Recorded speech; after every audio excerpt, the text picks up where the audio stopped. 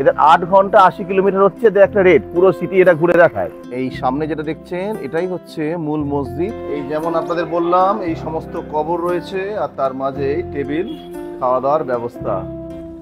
মসজিদের যে চালিগুলো আছে এই দিকের গুলো দেখবেন 3টে চালি নেই। আসলে কি হয়েছিল, এখন সামনে যে বিল্ডিংটা দেখছেন এটা হচ্ছে অটল ব্রিজের মাঝে এইরকম আইসক্রিম পার্লার রয়েছে। 1848-এ হাতে সিং তিনি এই মন্দির নির্মাণ শুরু করেছিলেন।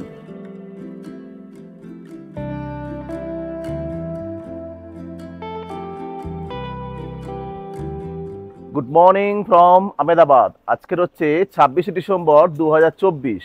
আমরা আহমেদাবাদ সিটিটাকে পুরো ঘুরে দেখবার জন্য বেরালাম। এইরকম দুখানা আমরা আর্টিকা গাড়ি করে নিয়েছি। তা এদের যে সিস্টেম রয়েছে আহমেদাবাদে সেটা জানিয়ে রাখি, এদের 8 ঘন্টা 80 কিলোমিটার হচ্ছে এদের একটা রেট, পুরো সিটি এটা ঘুরে দেখায়। তা আমাদের হাতে তার থেকে একটু কম বেশি হতে পারে, তা যদি হয় তার কি রেট নিচ্ছে বা নিচ্ছে না সেটাও আপনাদেরকে এই ব্লগে যা দেখাবো। আমরা শুরু করব আমাদের যে ট্যুর সেটা হচ্ছে জামা মসজিদ দিয়ে। পরপর আমরা আমাদের মধ্যে একটা ইটিনারি করে নিয়েছি, ওদেরটা ফলো করছি না। চলুন ঘুরে দেখুন আমাদের সঙ্গে আহমেদাবাদ শহর, আশা করি ভালো লাগবে। যেরকম বললাম আমাদের প্রথম স্পট হচ্ছে জামা মসজিদ। ঠিক আমাদের পিছনেই রয়েছে জামা মসজিদের গেট। 1824 সালে আহমদ শাহ আবদালি দা ওয়ান মানে প্রথম, তিনি হচ্ছে এই মসজিদ নির্মাণ করেছিলেন। বিরাট বড় একটা কম্পাউন্ড জুড়ে এই মসজিদটা রয়েছে। চলুন ভেতরে ঘুরে দেখি এবং আপনাদেরকেও দেখাই এই মসজিদ, যা আহমেদাবাদের অন্যতম একটা বিখ্যাত দ্রষ্টব্য। এই সামনে যেটা দেখছেন এটাই হচ্ছে মূল মসজিদ আর তার চারপাশটা খুব সুন্দর করে সাজানো, একদম ওয়েল ডেকোরেটেড, ওয়েল প্ল্যান্ট যেটাকে বলে ঠিক সেরকম। আর মাঝখানে যে উজু করার যে জল বলে তার একটা জলাধার রয়েছে। আর চারপাশটা দেখতেই পাচ্ছেন, বিরাট বড় একটা কম্পাউন্ড জুড়ে এই মসজিদটা তৈরি হয়েছে।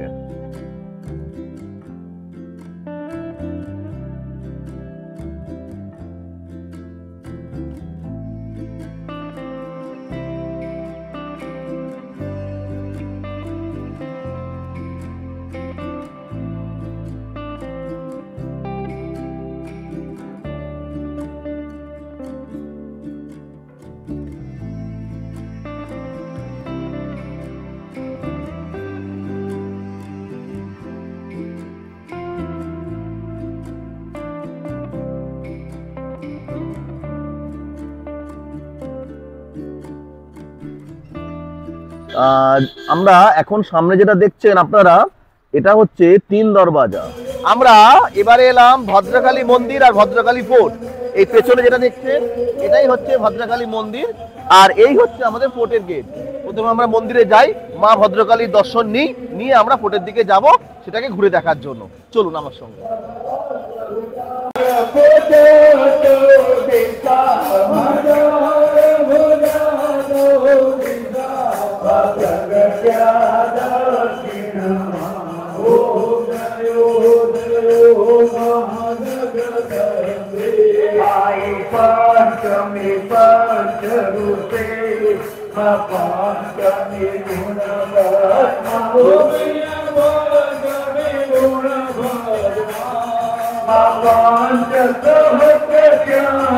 ভদ্রকালী মন্দিরের পাশেই একটা মূল গেট থাকলেও সেখানে হয়তো এখানে প্রবেশ করতে দেয় না, তাই এরকম একটু ঘুরে এসে ছোট্ট একটা গেট রয়েছে, এখান দিয়ে আমাদের ফোর্টের মধ্যে যেতে হবে। ফোর্টে ঢুকেই আমরা একটা গুরুদ্বারা দেখা পেলাম। আর এই হচ্ছে ফোর্ট। প্রথম আহমদ শাহর আমলে 1411 খ্রিস্টাব্দে এই ফোর্ট তৈরি হয়েছিল।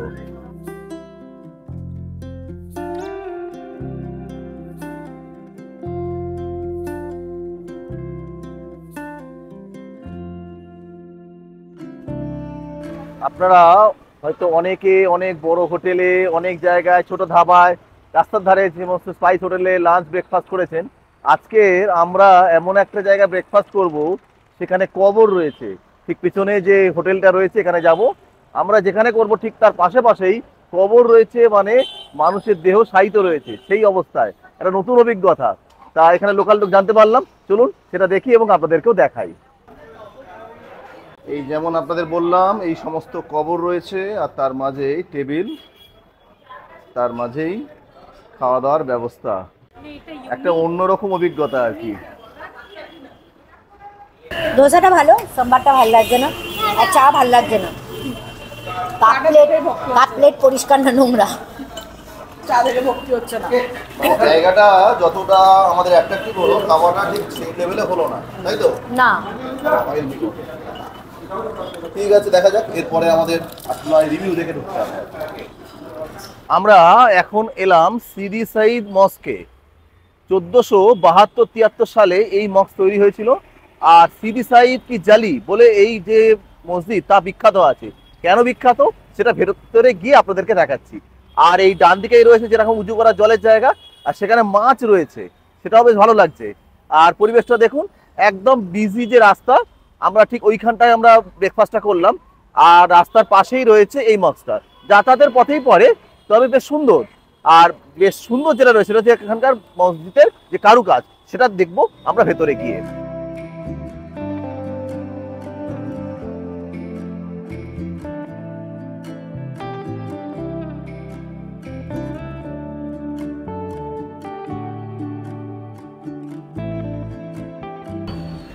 আপনাদের যেমন বলছিলাম যে এই মসজিদ বিখ্যাত তার জালির কাজের জন্য।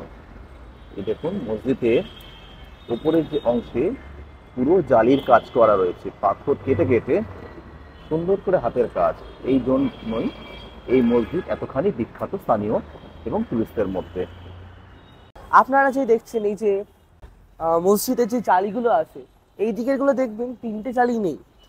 আসলে কি হয়েছিল, এই জালিগুলো স্থাপত্য, হাতের কাজ এবং ঐতিহাসিক ভূমিকা এতটাই বেশি ছিল যে পরবর্তীকালে ইংরেজরা যখন এসেছিল, এই মসজিদকে ওরা অ্যাজ আ অফিস হিসাবে ইউজ করতো।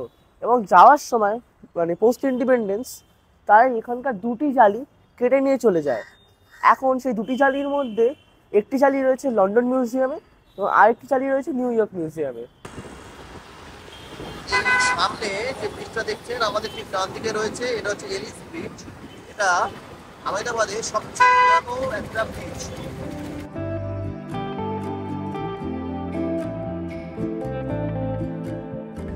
আমরা অটল ব্রিজে এলাম। এই পিছনে রয়েছে অটল ব্রিজ। আর অটল ব্রিজে যাওয়ার জন্য এই পিছনের ওই দিক থেকে টিকিটটা কেটে আসতে হবে। একটু ঘুরে গিয়ে টিকিটটা কাটতে হয়, কেটে নিয়ে এই ব্রিজের উপর আমরা উঠবো। আর ব্রিজে টিকিটের চার্জ হচ্ছে 50 টাকা যদি অ্যাডাল্ট থাকে, আর যদি সঙ্গে বাচ্চা থাকে তার টিকিট লাগবে হচ্ছে 30 টাকা করে। এবার চলুন ব্রিজে উঠি। বেশ সুন্দর ভিউটা, তবে আপনারা চেষ্টা করবেন রাতের দিকে আসতে, লাইটটাই চলে তো রাতের ভিউটা আরো বেশি অ্যাট্রাকটিভ হয়। তা আমাদের সময় যেহেতু কম, তাই আমরা দিনের বেলাতেই ব্রিজটা ঘুরে নিই।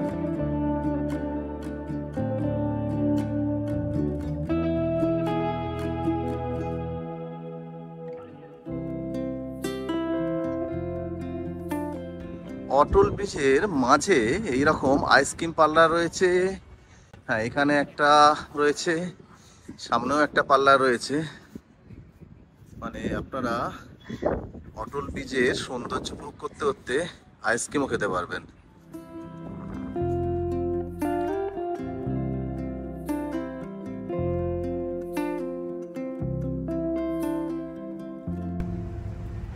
সামনে দেখছেন মেট্রো, আহমেদাবাদ মেট্রো, 3 কোচের মেট্রো এখানে চলে।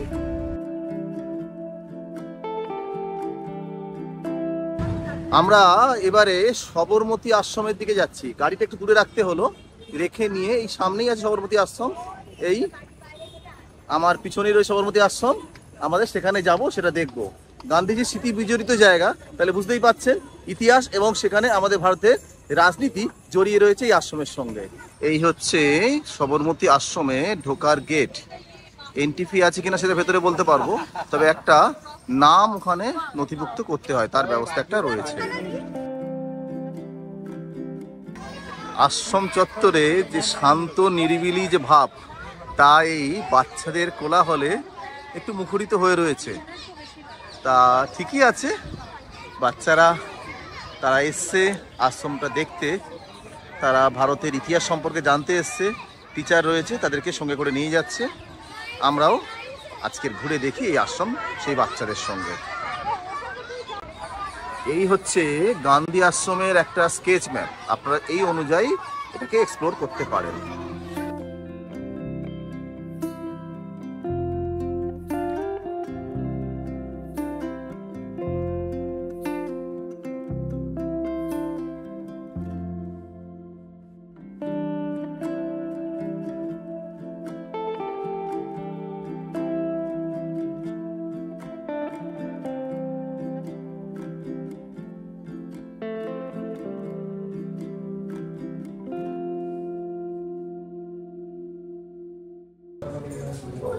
এখানে একটা জটিল একটা কোনো যন্ত্র দেখছি, ঠিক নাম বুঝতে পারছি না, তবে অন্যরকম লাগছে।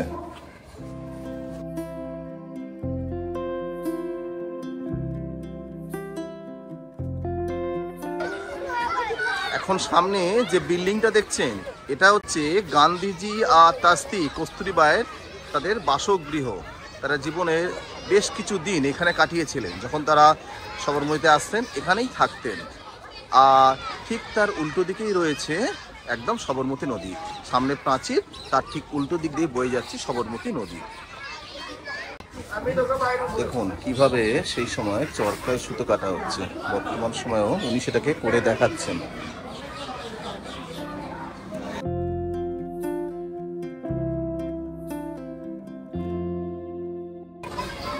এই রুমটাই হচ্ছে কস্তুরবাইয়ের ঘর, ছোট্ট ঘর, খুব বড় নয়, ওই 10 বাই 10 এরকম কিছু হবে।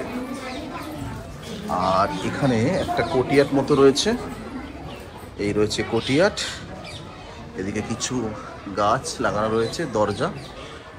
আর এখান থেকে পুরো ভিউটা হচ্ছে এই হচ্ছে গান্ধীজির বাসস্থান সবরমতীতে। আরেকটা ঘর রয়েছে, ঘরগুলো একদম আসবাবপত্র কোনো কিছু নেই, ফাঁকা একদম। আর সিলিংটা দেখুন, এরকম টালি বসানো সিলিং, ফ্রেম করা রয়েছে। আর তার সঙ্গে স্থানীয় যে স্টাইলের টালি, সেইটা অনেকটা আমাদের পুরুলিয়ার দিকে এই ধরনের টালি আমরা দেখি। আপনাদেরকে এবারে কিচেনটা দেখায়, রান্নাঘর। এই হচ্ছে রান্নাঘর, এখানে বেশ কিছু দৈনন্দিন কাজের জিনিস রয়েছে। আর এদিকে রয়েছে সমস্ত রান্নার জিনিসপত্রগুলো, চশমা থেকে আরম্ভ করে নিচে রয়েছে ছুরি, सब्जी के लिए, नारियल काटने के लिए সব জিনিস এখানে রাখা রয়েছে। আর এদিকে একটা র্যাক করা রয়েছে, হয়তো চুলা রাখার জন্য। এই সামনেই দেখছেন সবরমতী আশ্রম, আর এই হচ্ছে সবরমতী নদী। অসাধারণ জায়গায় এই আশ্রমটা তৈরি হয়েছিল। এই সামনে যে বিল্ডিংটা দেখছেন এটা হচ্ছে প্রার্থনা গৃহ, গান্ধীজি এখানে প্রার্থনা করতেন। তবে বর্তমানে রেনোভেশনের কাজ চলায় আমরা এর ভেতরে আর যেতে পারছি না। সবরমতী আশ্রম থেকে বেরিয়ে আমরা ভাবলাম ডাব খাওয়া যাক, তা এখানে ডাব খাওয়া হচ্ছে। 60 টাকা করে দাম বলেছিল, তা আমরা বললাম অনেকজন আমরা রয়েছি, একটু কম নিতে, তা বললো ঠিক আছে 50 টাকা করে। এটাই হচ্ছে আমাদের আজকে শুরু হচ্ছে ডাব খাওয়া। আমরা আডালাস টেম্পল আর যে কুয়ো সেখানে এলাম। তা এটা হচ্ছে এএসআই এটাকে রক্ষণাবেক্ষণের দায়িত্বে রয়েছে। তা একটা অন্যরকম পরিবেশ।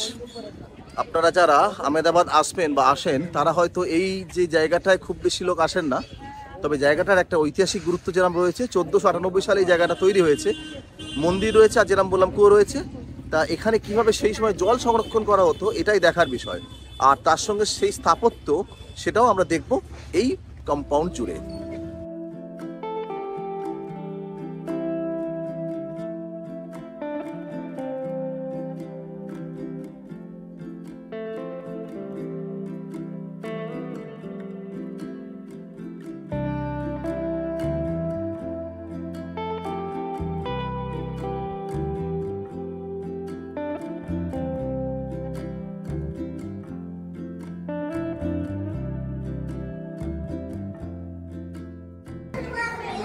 আদালত যে স্টেপ ওয়েল তার একদম লোয়ার পার্টটায় আমরা এলাম। এই হচ্ছে জল, এই জলটাই সংরক্ষিত করে রাখা হয়। তা প্রায় 15 শতকে এই পদ্ধতিতে জল এখানে সংরক্ষিত করা হয়েছে। ভাবুন সেই সময় চিন্তাভাবনা কতটা এগিয়ে গিয়েছিল যে, এবং গুজরাট যেহেতু একটা ড্রাই স্টেট, এই অঞ্চলে জলের প্রয়োজনীয়তা কী ধরনের ছিল আমরা বাংলায় থেকে হয়তো সেটা বুঝতে পারি না। জল কতখানি আমাদের কাছে জীবনের মূল্যবান জিনিস, এই সব দিকে জলের গুরুত্ব এইভাবে সংরক্ষণ পদ্ধতির দ্বারাই আমরা উদ্ভাবন করতে পারি। আডালা স্টেপ ওয়েলের নিচের কুয়োটা দেখুন, এই হচ্ছে কুয়া। উপরে একটা নেট মতো পুরো দেওয়া রয়েছে, আর যে কপিকল বলি সেই সিস্টেম এখানে এরকম ভাবে রাখা রয়েছে। এটা দিয়েই জলটা তোলা হতো প্রয়োজন মতো। নিচের যে অংশটা আপনাদেরকে দেখালাম সবুজ জলের মতো অংশ, তার উপরে এরকম গার্ড করা রয়েছে যাতে কোনো রকম কোনো বিপজ্জনক ঘটনা না ঘটে। অনেক নিচে উপরে পুরোটা এরকমভাবে কভার করা। অসাধারণ একটা ঐতিহাসিক জায়গা। অনেকে হয়তো আসেন, এটা দেখেন না, তবে আমার রেকমেন্ডেশন রইল অবশ্যই আসবেন যদি আপনারা আহমেদাবাদ ঘুরতে আসেন। একটা নতুন জিনিস দেখায়, এ হচ্ছে কালো রঙের পানি ফল। এখানে আম বিক্রি হচ্ছে, লাল হচ্ছে পেয়ারা, এরকম সব জিনিস বিক্রি হচ্ছে। এদিকে আবার সুইট কর্ন বিক্রি হচ্ছে, এই এখানে সেদ্ধ হচ্ছে। আমরা এখান থেকে লাল পেয়ারা কিনলাম, মনে হয় পাওয়া যায় না ওয়েস্ট বেঙ্গলে আর কি। এই পেয়ারাটা দেখছেন, এর দাম হচ্ছে 80 টাকা। হ্যাঁ, আমি বাড়িপুরের ছেলে, আমাকে লাল পেয়ারা 80 টাকায় বিক্রি করে দিল, পুরো লাল করে দিল আর কি। আডালা স্টেপ ওয়েল দেখে আমরা এবারে এলাম আডালা টেম্পলের দিকে। এই পিছনে যে টেম্পল আর আমাদের যে স্টেপ ওয়েলটা ছিল ঠিক এই কোণের দিকটাতে, তবে একটু ঘুরে বাইরের দিকটা হয়ে আসতে হয়, গাড়ি পার্কিং এর সামনে দিয়ে ঘুরে চলে আসতে হয়। এবার চলুন টেম্পলের দিকে যাই, যদি ভেতরে দেখাতে ছবি তোলার অ্যালাউ থাকে তাহলে ভেতরের ছবি আপনাদেরকে দেখাবো। এই যে মূর্তিটা দেখছেন, এটা হচ্ছে অম্বেশ্বরী দেবীর মন্দির। আটলাস যে টেম্পল আছে সেইখানে এই মূর্তি রয়েছে, আর কাঁচের সমস্ত ডিজাইন করা রয়েছে এখানে। চারপাশটা সম্পূর্ণ কাঁচের ডিজাইন। ছোট্ট মন্দির কিন্তু বেশ সুন্দর করে সাজানো।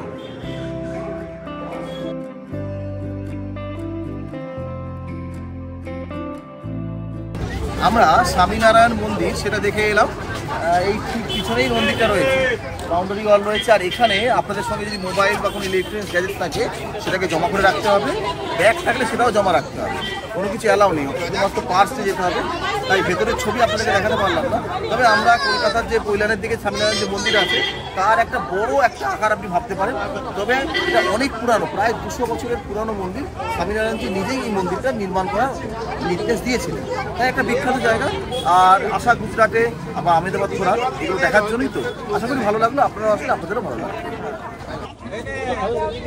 স্বামীনারায়ণ মন্দিরের সামনে বিভিন্ন রকমের খাবার জিনিস পাওয়া যাচ্ছে, সব প্রচুর আইটেম, হজমি থেকে আরম্ভ করে টক, এখানে রয়েছে তেঁতুলের, এখানে আম, পেয়ারা, শশা, সব কিছু। স্বামীনারায়ণ মন্দির দেখে আমরা একটু লাঞ্চ করলাম, তাতে একটু সময় গেল। এরপরে আমরা এলাম হাতে সিং জৈন টেম্পেলে। 1848-এ হাতে সিং তিনি এই মন্দির নির্মাণ শুরু করেছিলেন, তবে তিনি শেষ করে যেতে পারেননি। তার স্ত্রী এই মন্দির নির্মাণের কাজ কমপ্লিট করেছিলেন। চলুন এবার ঘুরে দেখি মন্দিরটা।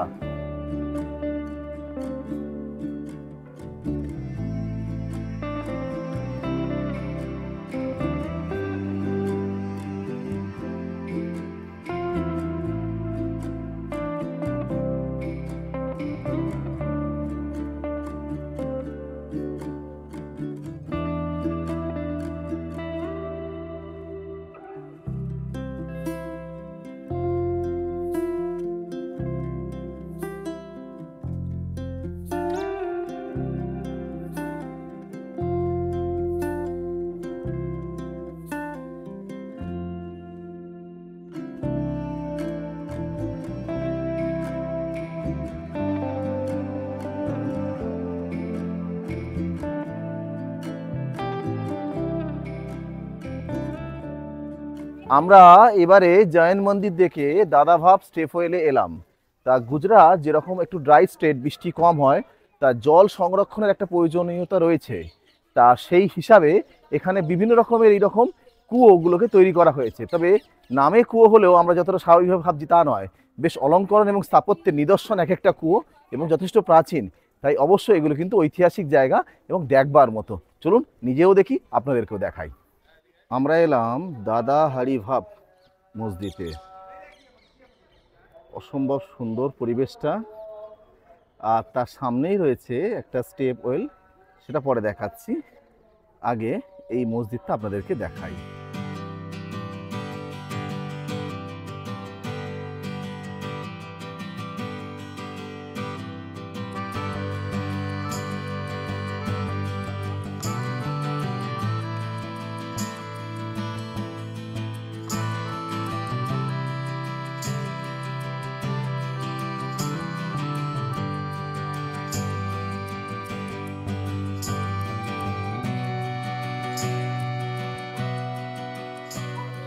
আপনাদেরকে যে স্টেপ ওয়েলটার কথা বলছিলাম, এই হচ্ছে যে স্টেপ ওয়েল।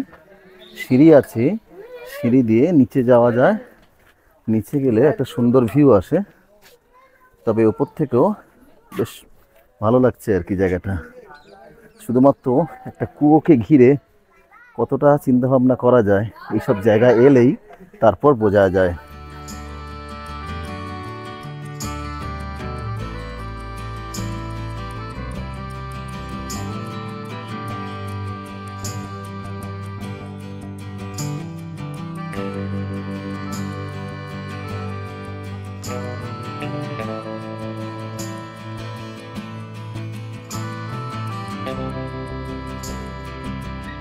মোটামুটি সারাদিন ধরে যতটা সম্ভব আমরা চেষ্টা করলাম আহমেদাবাদ শহরটাকে এক্সপ্লোর করার।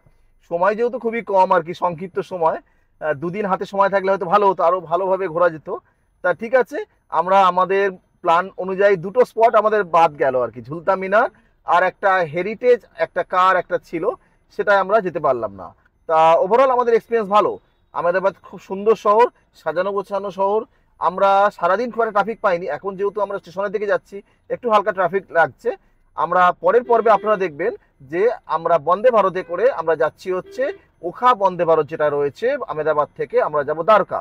সেই অভিজ্ঞতা পরের পর্বে আপনাদের সঙ্গে ভাগ করে নেবো। আশা করি এই পর্ব আপনাদের ভালো লেগেছে। আর যদি ভালো লেগে থাকে অবশ্যই এই চ্যানেল এখনো সাবস্ক্রাইব না করে থাকলে অবশ্যই সাবস্ক্রাইব করে নেবেন, আর লাইক করবেন অবশ্যই। আর কোনো প্রশ্ন থাকলে কমেন্টে করতে পারেন, আমি চেষ্টা করবো উত্তর দেওয়ার।